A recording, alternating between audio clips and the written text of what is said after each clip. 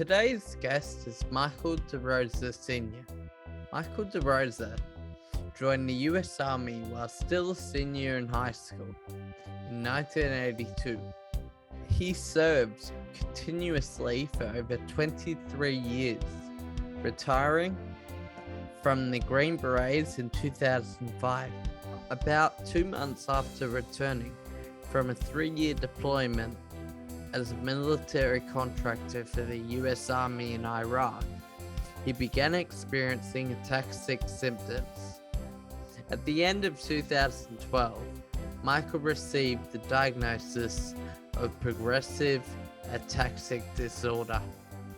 Since then, Michael has been combating his illness to the best of his abilities. Over the last 5 years, Michael has worked diligently raising funds for the research of ataxia. He has also been team leader for multiple military support groups for people with ataxia. It was an honor to get a chance to talk to Michael. He truly is an inspirational person. I hope you enjoy watching this interview as much as I enjoy conducting it.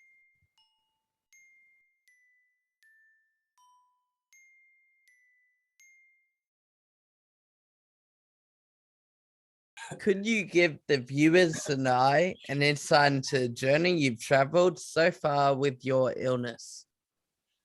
Well, that's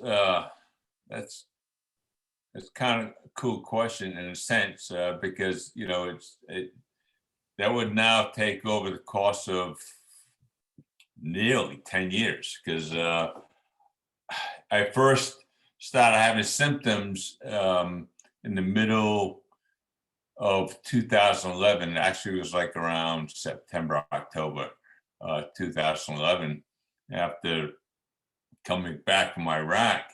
And the journey from then until now has been ups and downs. I think, as a lot of people go through. And viewers right now might say, well, his speech is pretty good. So, but from the very start, when I came back, I had all of a sudden, like a month or so after I came back, all these symptoms all at one time just started happening. And my family, always asking me to repeat myself, and you can see them kind of leaning in to try to understand what you're saying. So my speech had totally changed. I was having a hard time walking. I was having a hard time with my balance, which, and my hands would shake. And I was like, well, that seems like a tremor to me. I couldn't shave anymore. I couldn't button my shirts. Tying shoes with the laces was extremely difficult. If I would, like I said, with the balance, if I would turn, it would just get all wobbly. Never fell. I'd always catch myself. But just like all those things. And that really was very worrisome to me, because I was like, heck, a month ago, I was in perfect shape. Yeah. What's going on? And so, like everybody else today, we go to the internet and we try to self-diagnose, which doctors hate, because once you start saying, well, I read on the internet, and you kind of get that look like, not another one. Yeah. And so for probably the first for the first 5 or 6 years from symptoms, and I was actually diagnosed, I think it was late 2012, early 2013, that I actually had ataxia. So up to about 2017, the symptoms were progressing and then started to plateau. And, for a number of years, I was just like not able to do much. because it took over my mind, you know, Mm, and once your mind gets control of, then you're losing the battle. And mm, after 23 years in the military, that wasn't my thought process during those years. So I don't know, something hit me, something got me motivated again, and it was um, seeing the Spartan races. I don't know if you ever heard of those. I think they yeah, I come have. over to Yeah. Australia every now and then. And so my son asked me, say, "Hey, Dad, let's do a Spartan race." I'm like, Mm, I don't know. I don't know. He said, "Oh, we're just walking." All right. Well, we did, and it got me fired up. Like, all right, I mm, gotta, excuse my French, I gotta get my ass back in the gym, start working out again, start, having a positive mindset, and little by little, it's gotten me to where I am now. And first starting out in the gym and walking was difficult mm, because you're able to do so much. Then it was a downfall, and now you're trying to climb back up. yeah. And so that climb took a while, Mm, but um, staying with it, staying consistent, um, persevering, it's got me to where I I have a ruck or backpack. I have one on my back, and it actually helps counter my balance. So I mm, can actually, it's like I'm walking straight again. yeah. Um, and I do that a lot nowadays. I have my garage. It's my I built it into a gym during COVID Oh, because cool. couldn't go Yeah. anywhere, right? Yeah. So I would, sorry about the light. There's No, it's no, all coming. good. Um, and so I just figured I bought a piece here and there, and now my garage is gym, and so I still have that mindset of working hard every day, getting out there, try to support anybody and everybody in the community that's doing something, even if it's only giving positive word of feedback to them. Um, and so I think that is really, all those things combined has helped a lot, and um, it's helped me to get to where I'm at today with dealing with the ataxia. Yeah. And do you have I noticed looking at your Facebook, you're involved in ataxia groups, Yeah, military groups. I am. Yeah. So I belong to a number of them. My God, there's so many out there. It's crazy. Um, and I've joined quite a few. Mm, I get to have at least a couple of dozen that I belong to. Um, and I'm not as active as I would like to be, just because I'm constantly moving on the go. And I my I try to do some things, excuse me, around my parents' house to help them out. Anybody pretty much asks me if they need any help, I help them out. mm, But I became a leader of the Tar Heel Ataxia support group about 3.5 years ago, and another lady has taken over recently. Um, and I've told her I would help her out and still be an active member, just not be the leader of the group. But we started up another group called U-MATTR, and that's for veterans with mm, ataxia. And that's not only here in the US, that can be anywhere in the world. any veteran who has ataxia can sign up with us. Though we like to validate that they were in the military by showing some form of military identification or record, and then so we've grown that. I have a co-leader. She's an Air Force veteran, Amy. I'm sorry, Air Force veteran, and it's going okay. It's going okay. It's going slow because one, there's like in the U.S. I'm not sure about other countries, but in the U.S. you have like maybe 1% of the population who ever joins the military. Yeah. And with ataxia being a rare disease, meaning 150,000 or less, that's even a smaller number. So now to try to find somebody, a veteran, who has ataxia is, so we have, I think it's like 24 members right now. We're quite small, but just like to stay active. And, I'm looking around for people to be guest speakers, and it can be with any kind of background that they have.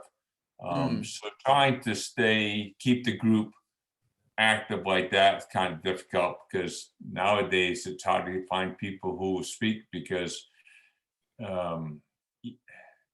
everyone's really busy. Yeah. What have you learned from overcoming your own personal adversities?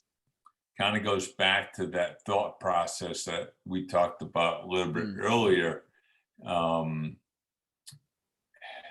And for me, it was a lot of things because, when I grew up in Catholic. We're all Catholic, and so we went to church every Sunday, and catechism. We had to do that growing up, and I get away from Catholicism, and I eventually just got away from church, all in all. And the old saying, there are no atheists in foxholes, right? So when you start getting bombed and you're in the foxhole, you're like, oh God, help save me, and so I get away from religion. And so outside of having that, coming back and starting to have a positive mindset and being nice to people, I was an angry person, coming back from war so many times, and it just, so everything cumulatively had, I got back into my faith, which is not Catholicism, but just Christianity. Still very flawed person, let me tell you. But that belief and just being kind and nice to people and having a positive mindset, and a lot of those is, I think, cumulatively has helped me get better internally and physically. And so at the beginning of the journey of ataxia is, hateful, and you don't give a crap, and you've got negative, aura about you. And I probably would have been a good person on one of those Facebook pages that always is about negativity, but I'm not about that. And so it really has been a long journey from 2011 until now. 10 years isn't a long time. There are people out there that have had ataxia longer than me and have bigger struggles. But my time um, oh, uh, it was just, yeah, there were times where I was really down. I mean, I got into a negative state, into depression, um, which I think probably happens a lot. That's probably one of the norms. Yeah, Uh, for sure. but I went and got help. I was seeing a counselor for 2 years, Mm, and not only with dealing with the ataxia issues, but other issues from leaving the military, and that was so helpful. My God, I mean, stuff that I could talk to her about that I couldn't talk to anybody else about. You know, when you're with your veteran brothers, there's so much you can talk about because you're the same person, you mm, know. But trying to deal with all the ataxia stuff, even though she didn't know about ataxia, she was learning about it from me. It's just it felt easier talking to her about it than your family members or friends who are trying to understand, but they're not going to take the time to really research it, and they mm. just want to console you, right? So, um, Yeah, that was also part of the journey. yeah. I kind of, I mean, ataxia alone is such a heavy thing to deal with, that diagnosis. But then also 23 years of military service, I'm sure that comes with its own baggage of stuff to deal with after all that time. And so just briefly on that military experience, I think I read you said you signed up in 89 as a senior in high school. Yeah, 82. Oh, I'm an 82. old guy. Yeah. So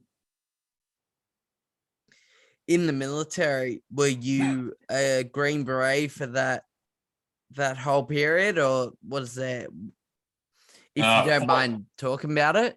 No, that's fine. The first 9 years I was in the artillery. Mm, So I was one of the guys that would go forward and look out to where the enemy was at, and then call in either the mortars, the howitzers. I could call in naval gunfire or coast air support from the air. I did that 9 years. I liked it, but I wanted to do something more, something that was more exciting. mm, And so yeah, I joined up for special forces, and so I wore that Green Beret for my last 14 years. wow. And man, I tell you, the best job I ever had. Really? Yeah. Yeah, yeah. I Yeah, mean, because I thought, yeah, talking about personal adversity, there must be a trunk load that comes with that. yeah. I Yeah. mean, I gotta say the best job I ever had. I mean, you had, the not so great stuff when you have to go, fight for your country and fight for another country so Mm, they can be free and have democracy. So, mm, um, in a sense, that's a good thing. But with the good always comes the bad. yeah. I've lost friends, I've lost men, Mm, um, and so those are definitely tough times. yeah. And then chuck in a taxi on top of it. And Yeah. Well, I didn't have it while I was in, so I yeah, so it's a retired. month after. Well, Yep. I retired in 2005, but I was doing military contracting. So, Okay. in 2011, I was doing one of those contracts. And, Gotcha. and then it all happened a month or so after that contract ended, and I was Mm, back home. yeah, far out. Crazy story. Yeah. Who has been a source of inspiration for you? Well, I guess I could, I'm thinking just, we're having this discussion because we're both in the ataxia community. So I'll keep it on those lines there. And so after I started getting back into, like a routine with the positive thoughts and working out and doing more walking and all the hiking, I was starting to search throughout the ataxians throughout Facebook, and coming across so many. There are quite a few people out there that are walking and swimming and biking and just doing great things. I mean, like Kyle and Sean. Yeah. I'm not sure if Sean's still doing the biking that he was doing before, but Kyle for sure is still out there on his trike, Yeah. getting in those miles. And I think he still does the annual race where they're from like California to, I think, Pennsylvania. Yeah. Yeah. Over, Yeah. Saw something recently about that. The yeah, right. ride for ataxia, is it? Something. Yeah. But I know it's like they have a 4-man team, and they're they're on that bike around the clock. One person's always riding the bike. So I pull some motivation from Kyle and seeing his journey. I read his book. I saw the movie. Yeah. The Taxi. What's his book? I haven't. I'd love to read that. I have it on my bookshelf. Yeah. I don't remember the name of it, but and I don't want to walk away from the No, I'll look it up and I'll put a little picture up. Yeah, I'll send you a picture of it. Yeah.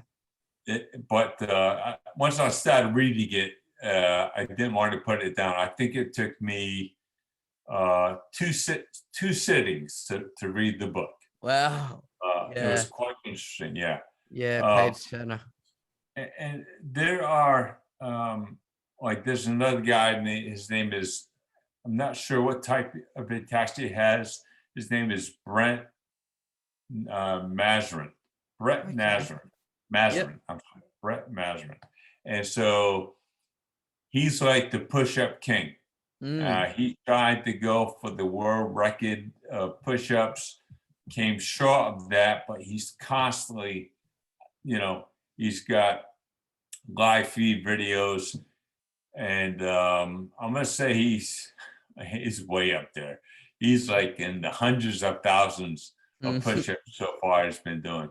Wow. I don't know when he's going to attempt another world record, but I'm behind him. Yeah, 100%. There's other friends I made who also bike and trike, and so just seeing all and some other people are just doing videos of just some regular exercising, and so I think a lot of people, if they, I don't know, maybe I should just put something out there on the number of Facebook pages I have as sources of inspiration, and put a link to each one of these people's, pages or videos they put out. It's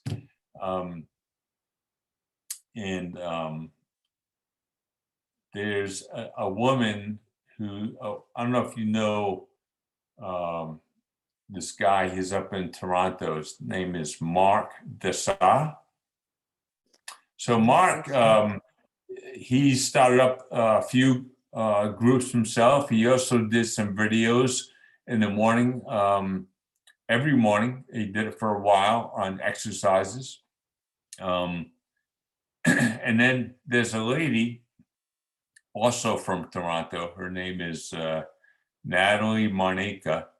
and she does not have ataxia, but she's worked with people who have neurological issues, and she does yoga, chair, and she teaches chair yoga. And I have so, seen that actually. Yeah. yeah, she's a super nice lady, and is willing to do anything for the ataxia community. So there's a lot of different people out there who are sources of motivation and inspiration. And you really don't have to look too far in our Yeah. community. You know, Yeah. there are people out there just trying to help people stay motivated, think positive, you know. What projects are you currently doing or recently have done that you're proud of? For probably for the last 4 years, I always do a fundraiser for the National Ataxia Foundation. It first started out in, I think it was 2018 or 17 or 18, where I said, you know, I've always wanted to do this event. It's called the annual Baton Memorial Death March. And it takes place in New Mexico, out in the desert. And so I signed up. I did it on my own. I did 2 fundraisers, and collectively, I raised nearly $8,000 for the foundation. So I said, this is a good thing right here. Yeah. So I decided I wanted to do it annually. And the next, I'd gone to a conference, and I gave a check to the director of development, and then he linked me up with another guy who he wanted me to meet. His name is Ed Brand. He's from New York. Long story short, Ed and I, we did that the next year, and we raised about I think it was like $32,000 or $35,000. Whoa. Oh my God. And so we said, you know what? This is only going up. We need to continue this. Yeah. And so we worked with the development director again, and we had the thought of, let's try to get one person to represent each of the 50 states. At the same time, we're doing fundraisers, every individual. And 6 days before the death march, it was officially canceled due to COVID. So we sent out an email to everybody, or I think we also did Facebook, because we had set up our own page, and requested that they still do their march, but only in their hometown, because we had already raised so much money that my thought was those people who donated deserve something for the money they donated. Yeah. So everybody did their march at home, recorded it, sent it in, and there were originally 30 people. Then it went to 28, and I believe 24 were actually going to show up and do the death march. And we ended up raising around $220,000. Whoa. Oh my Yeah. God. Yeah. And so, like, this year came around, and a lot of places were still closed, or you couldn't have a large capacity of people. So we found the place. Originally, it was going to be Nashville, Tennessee, and we ended up doing it about 35 minutes or so away from there, in a town called Hendersonville. Great town. And so we ended up doing a march, 26.2 miles there.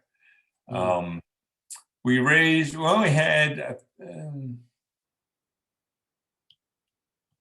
it's only about a dozen people or so. And we raised, I think it was around $50,000. So this is something that I enjoy doing because it's